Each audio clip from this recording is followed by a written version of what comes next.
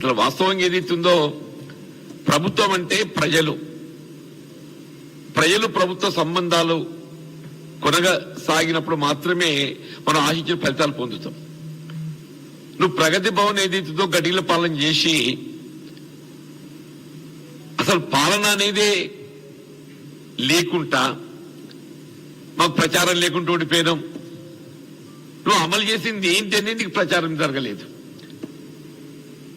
ఇవాళ ఏదైతుందో ఇవాళ ఏ ఉద్యమ లక్ష్యాలతోని తెలంగాణ రాష్ట్రం ఏర్పాటు కాబడడం జరిగిందో అసలు ఉద్యమ లక్ష్యాలన్నీ నీరుగార్చి వీరుగా మీకు నిధులు నీళ్లు నియామకాలు ఇవన్నీ మనకు తెలిసిన అంశాలని చెప్పంటున్నాను.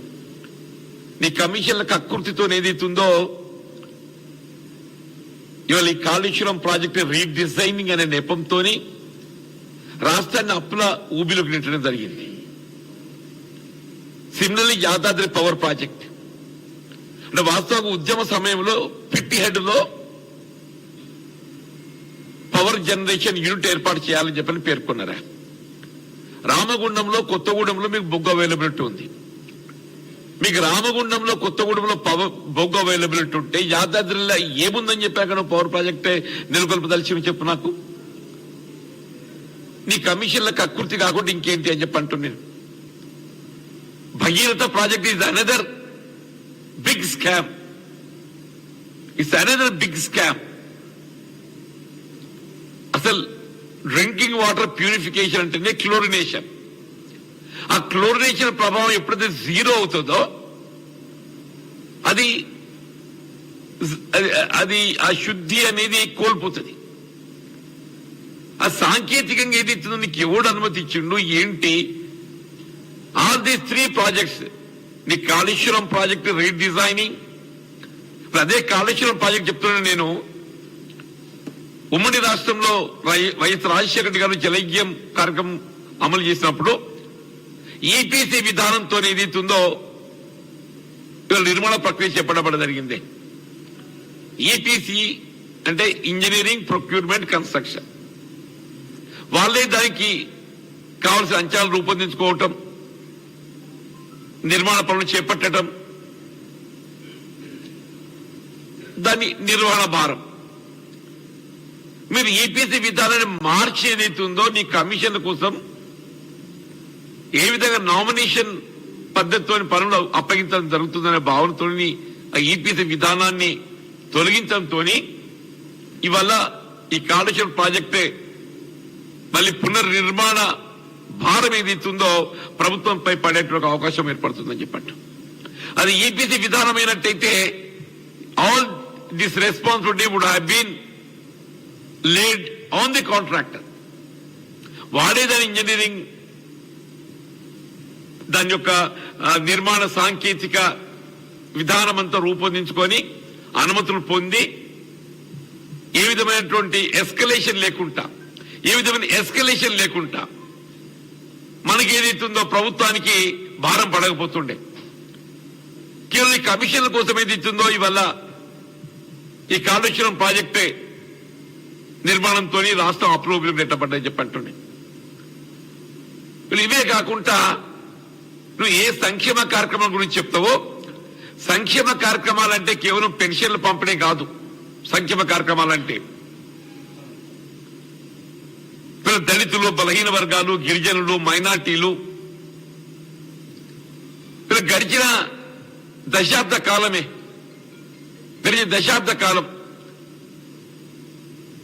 ఇవాళ ఉమ్మడి రాష్ట్రంలో కాంగ్రెస్ ప్రభుత్వ హయాంలో చేపట్టబడ్డ ఎస్సీ సప్లైన్ ను ఎస్సీ డెవలప్మెంట్ ఫండ్ కి దాన్ని మార్పు చేసిందా? ఎస్టీ సప్లైన్ ను ఎస్టీ డెవలప్మెంట్ ఫండ్ గా దాన్ని మార్పు చేసింది.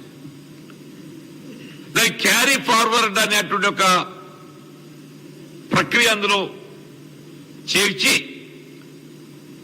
ఆల్మోస్ట్ మీకు 80 to 90,000 crores SC development fund కు కండెమ్ చేయబడితే you spent only about 50,000 crores and the rest of 40,000 crores have been carried forward.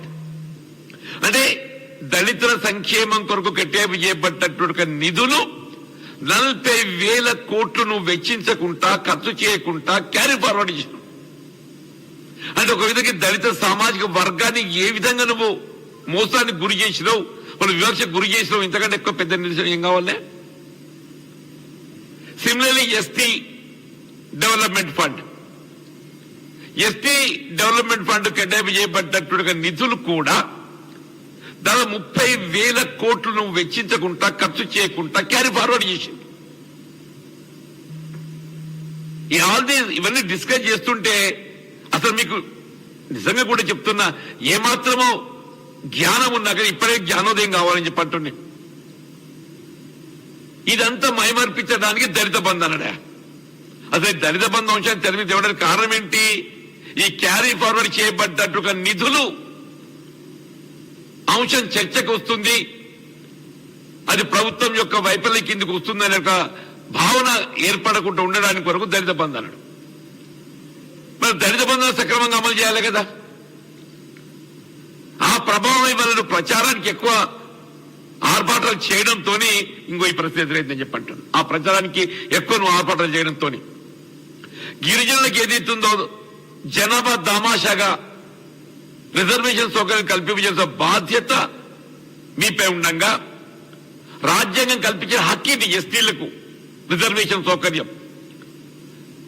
8 సంవత్సరాలు నాంచి ఆయనతో మునుగోడు ఎన్నిక వచ్చింది పుణ్యం అని చెప్పంటున్నా. మునుగోడు ఎన్నిక వచ్చింది పుణ్యం అని చెప్పంటున్నా.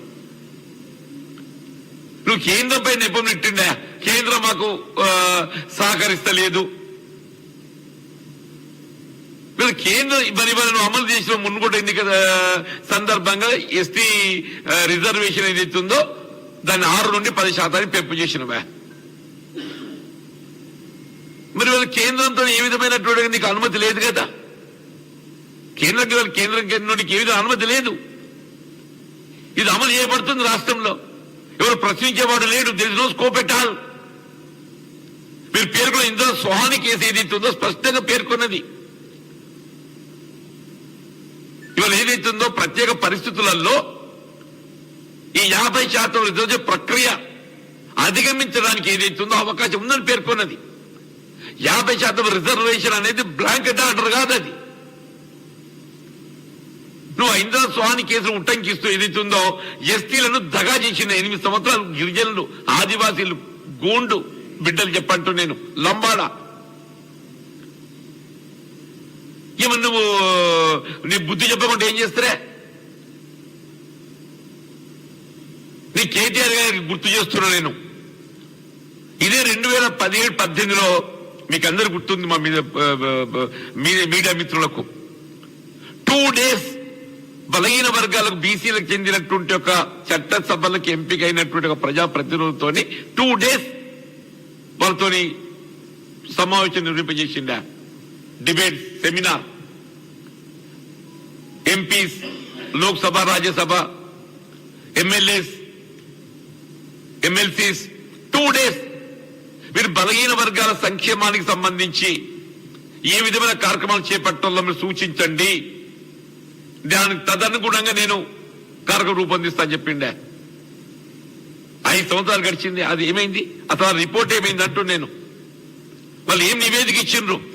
బలహీన వర్గాల సంక్షేమానికి సంబంధించి చేపట్టవలసినటువంటి కార్యక్రమాల గురించి మీకు ఏం నివేదిక ఇచ్చిండ్రు? అది ఏం చేసినావు నువ్వు?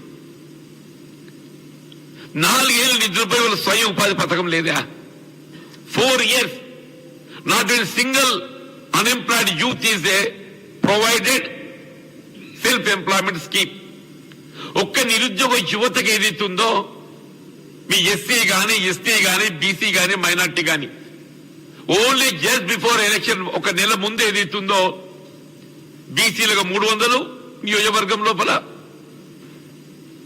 మైనార్టీలకు less than 100. వాళ్ళు మొత్తం 5 సంవత్సరాలు వాళ్ళు ఇచ్చిన చెప్పంటున్నాను.